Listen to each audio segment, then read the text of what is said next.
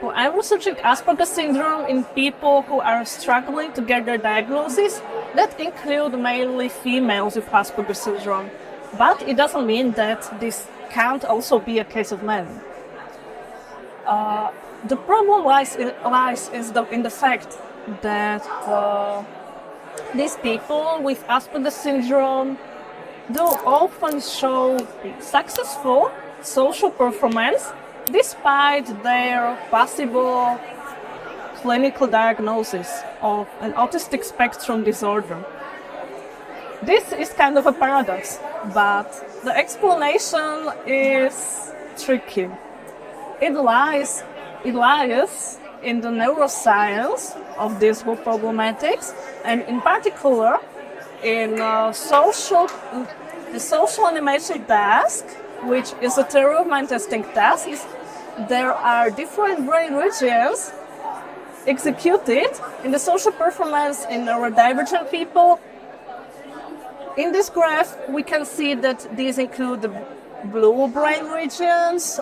Very briefly, they are more connected to analytical processing of information. And in neurotypical people, the social performance in the social animation task is executed by these purple regions, which are, it is in particular right in Zula and left percentum gyrus. They are missing in the autistic people. So the conclusion of this thing is that in autistic people there are different brain regions executed and used in the social functioning, and the functioning result, like the behavior, is same in both groups. Like the autistic people does the same thing as neurotypical people, neurotypical person, but there are different things happening in the background, in the backstage. There is a problem coming out from this particular point, and it is that in autistic people there is excessive cognitive fatigue observed.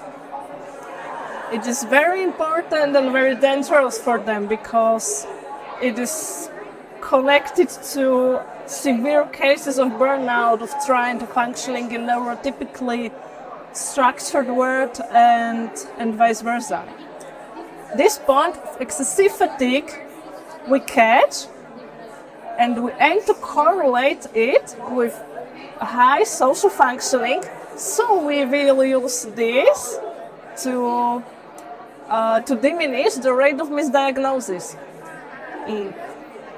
The aimed successful correlation of social functioning and excessive cognitive fatigue,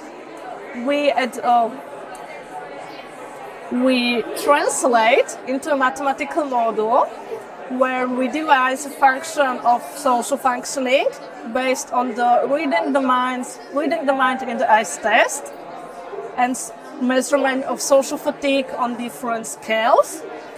And